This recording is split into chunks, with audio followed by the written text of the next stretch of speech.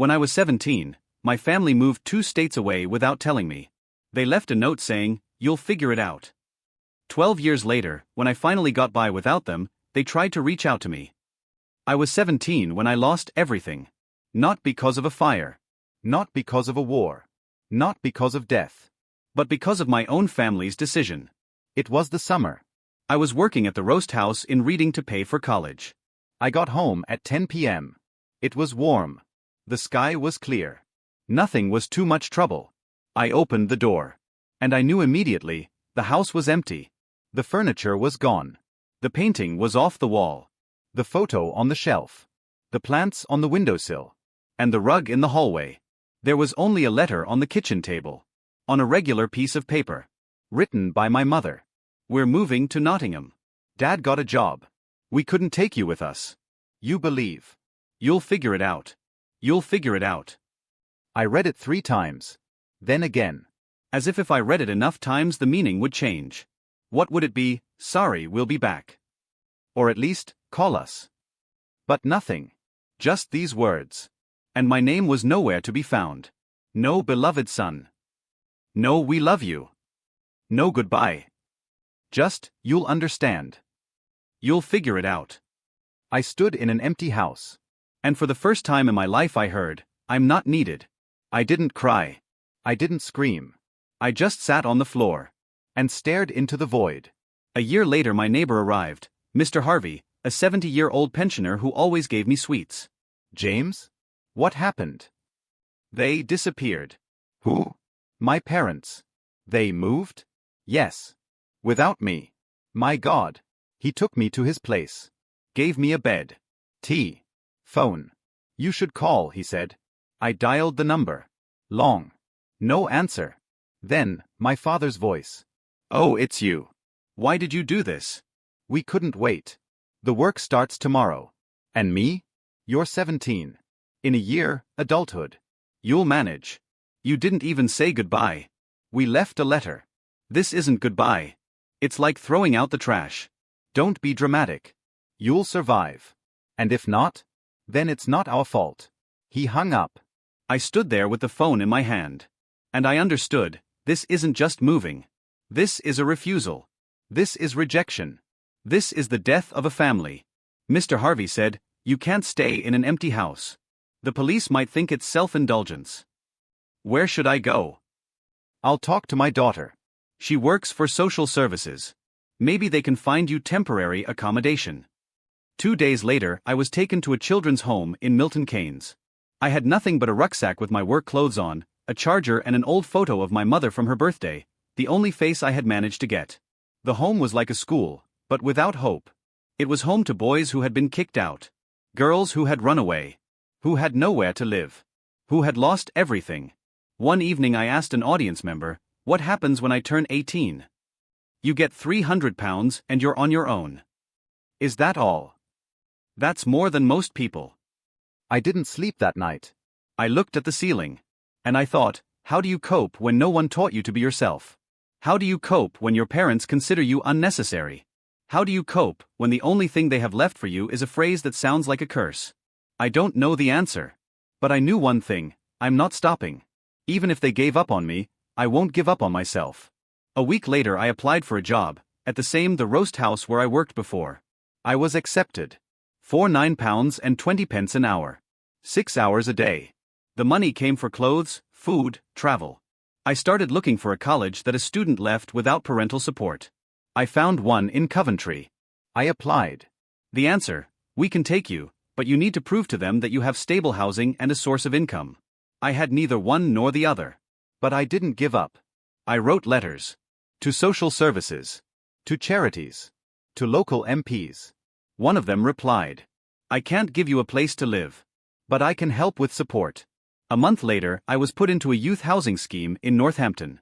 A room in a shared flat. £320 a month. But it was mine. I signed the contract. I put my signature. And for the first time I heard, I am something of my own. Not a family. Not a home. But at least a place where I can say, this is my corner. I knew, this is just the beginning. That I still have to fight for education, for work, for trust. That I will still be rejected many times. That I will spend many nights thinking, why are they doing this? But I already knew, I will not disappear. Even if they think I will cope. I will not just cope. I will prove them wrong. That I am not trash. That I am a human being. And that I cannot be thrown away. And when I went to sleep in my new bed, I said to myself, this was the beginning. But this is not the end.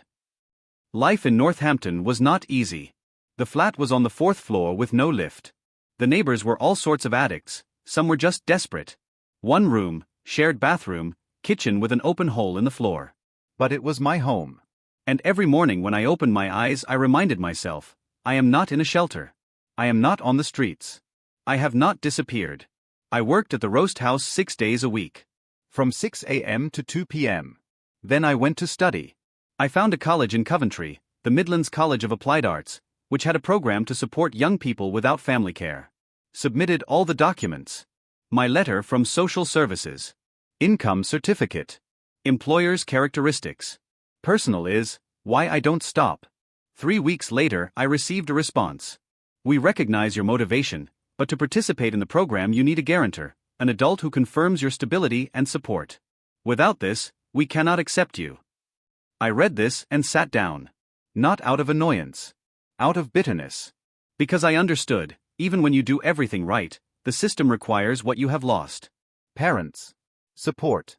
At least someone who will say, I am responsible for him. And no one supports me. No one stood by. No one believed. I called Mr. Harvey. I can't find a guarantee, I said. Would you do it? I would, son. But I'm 72. I'm a pensioner. They can refuse through the window. Try. Okay. He wrote a letter. About how I lived with him after my parents left. How I work. How I don't give up. How I want to study. A week later, I received an invitation to a personal meeting at the college. I arrived. Dressed in the best I had. I was nervous. The head of the department, Miss Ellis, was sitting at the table, looking at my documents. Do you understand that studying is not just about classes? Yes, I answered. It's also about payment, transportation, time. You don't have a guarantee. None. Why did your parents let you go? They didn't let me go. What happened? They moved. Without me. They left a note, you'll figure it out. And you were left alone? Yes. And you work, pay for housing, apply for documents yourself? Yes. She was silent. For a long time. Then she said, we'll make an exception. Not because you're special. And so you can prove that you are responsible where you have been left without a choice. You have accepted. But you will be under special scrutiny. If you cannot pay, you will be expelled. I nodded. I did not say thank you. I did not hug her. I just went out. I stood in the rain. And for the first time in many months I cried. Not from pain. From relief. From the fact that someone saw me. Not as a problem. Not as a victim. But as a human choice to survive. I started studying. Course, graphic design and digital communication. Every day train to Coventry, 2 hours each way. Work, from 6 o'clock. Classes, from 1500 hours. Return, after 2000 hours. Study, until 1 o'clock. Sleep 4 to 5 hours. I lost weight. I became pale. But I did not miss a single day. One day I couldn't come to class, I got sick. Mrs. Ellis called me in. You skipped. I had a temperature of 39. We don't have any. But I'll work it out. How? I'll do all the assignments. Even more. And why should I believe you? Because I can't lose it. And what if you get sick again? Then I'll study from bed. Are you serious? I live in a room without heat. If I survive here, I'll survive in any condition. She looked at me. Then she said, do the work. I'll check. If everything is up to par, we'll check that you didn't skip. I did. Not just an assignment. I did an additional project. My own visual identity for an obvious organization called Figure It Out. About young people surviving without support. Logo, a guy being passed up the stairs holding a lantern. When I passed, she said, this is not just a job. This is your story. And it is a powerful one. I nodded. And in that moment I realized, this is not just about studying. This is about turning pain into something that matters. A year later, I won a local design competition. The prize was £1,000 and a production in a small studio in Leicester. I had no money for travel. Mrs. Ellis paid the profits. "You deserve it," she said. "Not because you are struggling, but because you have not broken down." The internship lasted 3 months. I worked 10-hour days. I did everything from logos to visual concepts. The studio manager said, "You work like this is life." "Because it is," I replied. In the last week, she asked, "Do you plan to stay in design?" "Yes." "What next?" "I want to create something for people like me." "For example?" "A support program. Housing. Education. So that no one else would read the letter and say, 'You'll understand.' And think, 'You're worthless.'" She looked at me. Then she said, "I'll help. Not now. But when you're ready, I'll be here."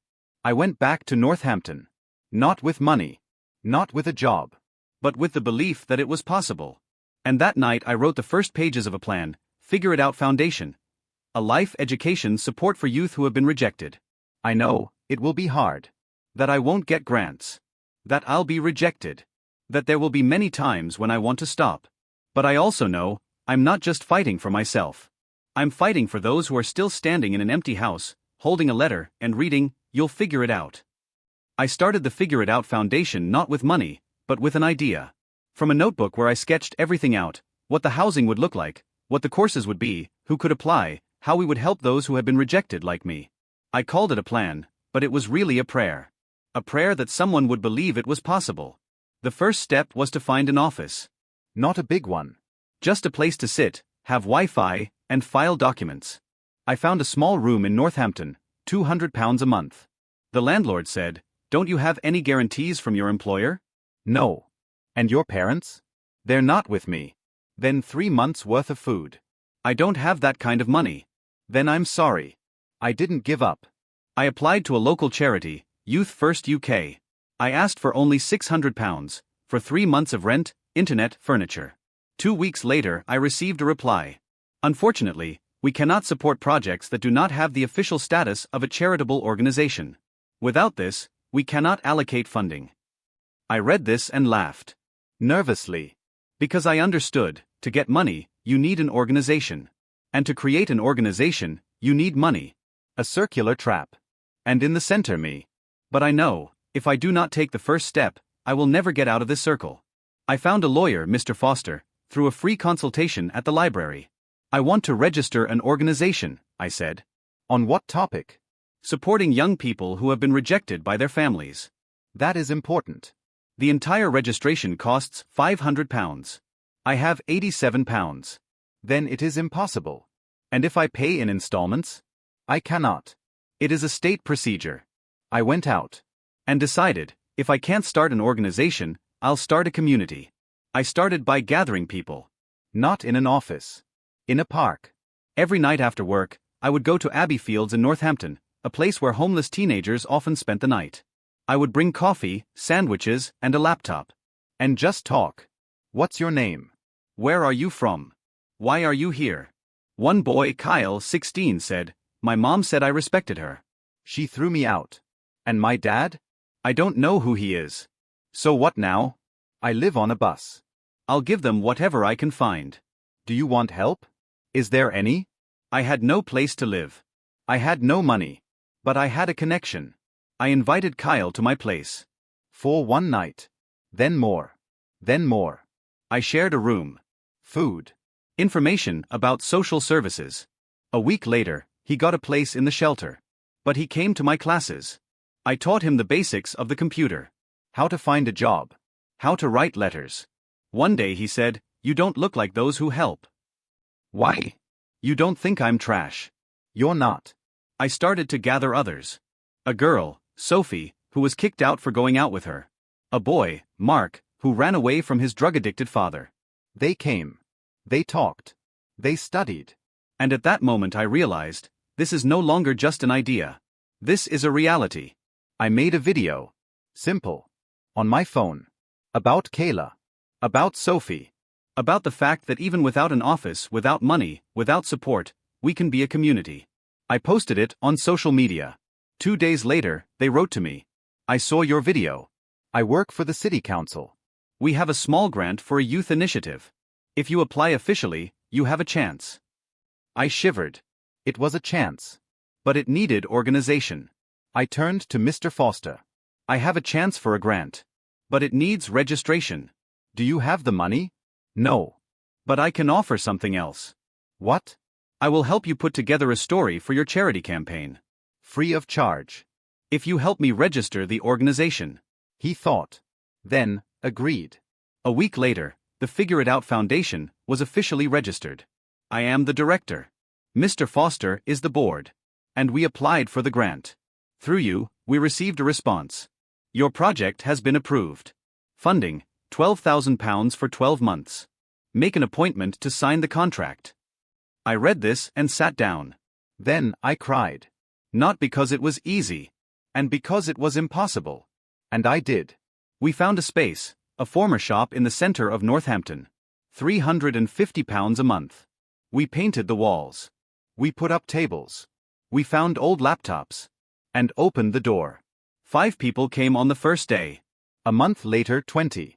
We offered free courses, computer, English, design, help with documents, psychological support, sleepover parties. A girl came up to me once. I read how your parents left you, she said. Yes. And you didn't break. I broke. But I didn't stop. And why? Because if I stopped, they would win. And I don't want others to think that rejecting them is the end. She nodded. And said, then I'm staying. I don't know how long this will last. Will there be enough money? Will there be more grants? But I knew one thing, I am the first step. And now this path is not only for me, but for those who read the letter and think, you will figure it out. I don't know what to do next. 3 years after the launch of the Figure It Out Foundation, we have helped 87 young people. Some have found jobs. Some have found training. 2 have found permanent housing. 1 has become a volunteer with us. And every time someone said, you have changed my life, I thought, it's not me. It's the belief that you are not alone. We received 2 more grants. We expanded the space. We found a permanent psychologist. We also launched online courses. I was invited to a social entrepreneurship conference in Manchester. I stood on stage in front of 300 people and said, I was not sent to an orphanage. I was thrown away. Like garbage. But I did not disappear. I did with this foundation. And now everyone who comes to us knows, it is not thrown away. It is seen. It is supported. After the speech, a woman came up to me. I work at BBC Midlands, she said. We want to make a story about you. Why? Because this is a story that the country needs to hear. But I'm not a hero. You don't have to be a hero to save. It's enough to just not stop. The story came out in 2 weeks. The title, You'll Understand, The Boy Who Built a Home for the Lost. They showed me how I work, how I talk to young people, how I read an old letter left by my parents. After the broadcast, I had to write first. Hundreds of messages. People shared their stories. Someone said, you gave me hope. Someone, I was alone too. And now I know, it's possible. But among all the letters there was one, from an unfamiliar number. This is your mother. I saw the story. I want to talk. Please. I read it and dropped the phone. My heart beat as if it wanted to break out. I hadn't heard that word mother since the day I read the letter. I couldn't hear his voice. I couldn't see his face. And now she just showed up. I didn't answer. I waited a week. Then I wrote. Why now? She answered immediately. Because I can't keep quiet anymore. I was weak. I obeyed your father. He said you would destroy us. That you couldn't handle it. That we couldn't support you. And I believed you. But now I see, you're not who he made you to be. You're stronger than both of us. And if you want to, I want to know who you are now. I've read this many times. I don't know what I feel. Not anger. Not joy. Something in between. Something heavy. Like an old wound that's been touched. I don't want to forgive. But I want to understand. Why she was silent. Why she didn't stop. Why she let me stay in an empty house. A month later I agreed to meet. Not in Nottingham, where they lived. Not in my office. But in a neutral place, a cafe in Milton Keynes, between our cities. I arrived first. I sat. I waited. When she came in, I barely recognized her. She was old. Her eyes were full of tears. Her hair was gray. "Hello," she said. "Hello," I said. You've grown up. "Yes." Without you. She paused. Then she said, I didn't come to apologize. "Why?" "To tell the truth." "What truth?" "That I was afraid." That I didn't believe in myself. That your father was always in charge. And when he said, we can't take him, I couldn't say no. I thought you'd manage. That it would be better for you. That you'd found your way. But I didn't think it would be so hard. And now? Now I see that you didn't just get by. You built something I could never do. And I'm proud of you. Not because you're successful. But because you didn't break. I was silent. I looked at her. And I didn't know whether to believe it. Is it real? Is this another attempt to take the blame away? And your father? I asked. He's sick. Cancer. And he wants to see me? Yes. And what does he say? He wants to ask for forgiveness. Do you think I should listen to him? I can't tell you. But I know, sometimes the hardest choice is not to forgive. And the conflict, do you want to hear that? I didn't answer.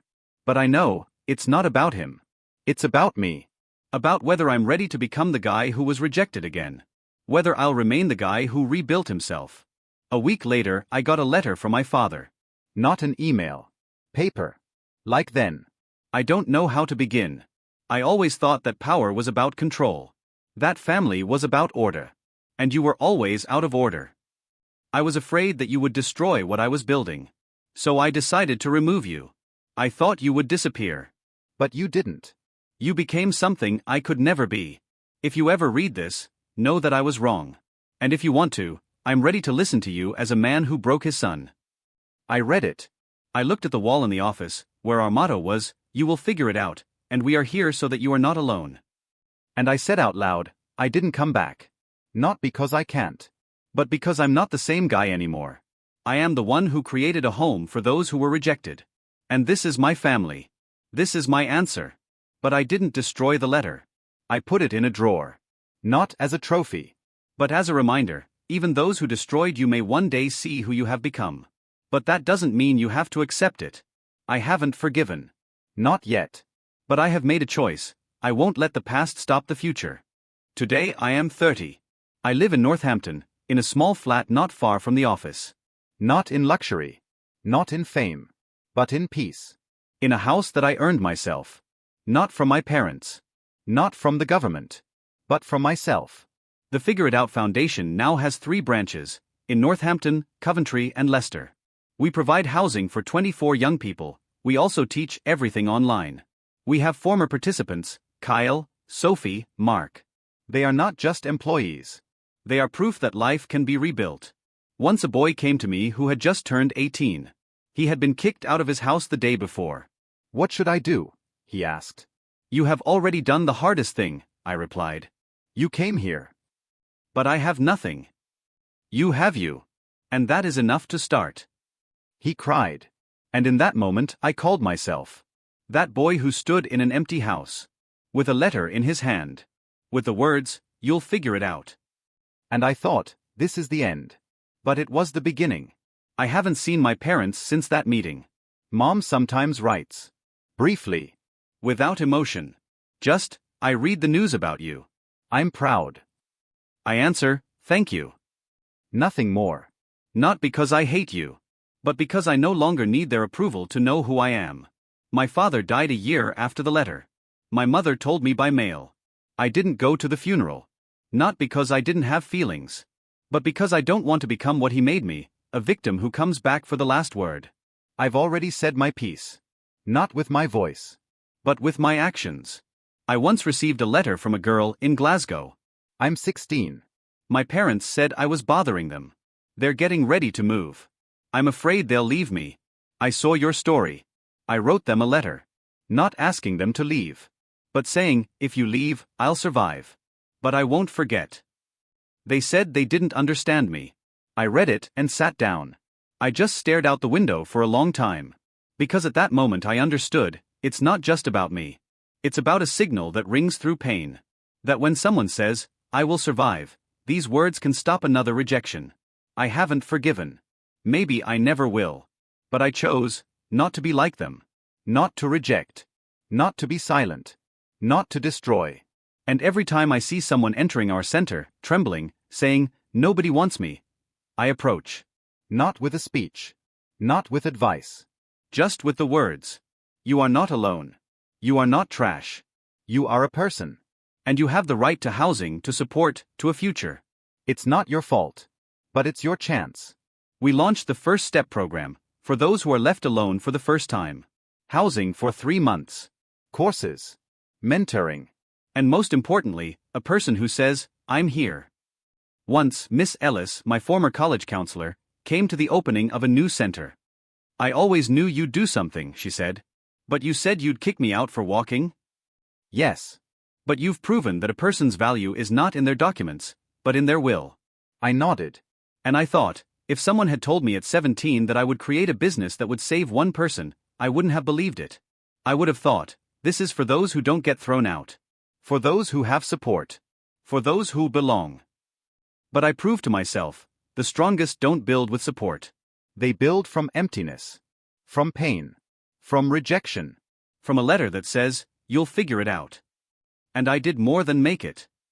I created what they didn't give me. I became what I wasn't. I became what I wasn't made to be. So if you're reading this, and you've been thrown out, and you've been told you're worthless, and you're standing in an empty house with a letter in your hand, remember. You're not who you were made to be. You're a survivor. And this is your beginning. I don't want to be a hero. I just want someone standing in the rain right now to feel like I did. You will survive. And this will be your beginning. And I won't disappear. Because as long as there's even one person who needs that voice, I'll speak up. I'll build. I'll help. Because it's not how you were thrown out that matters. It's how you rebuild yourself.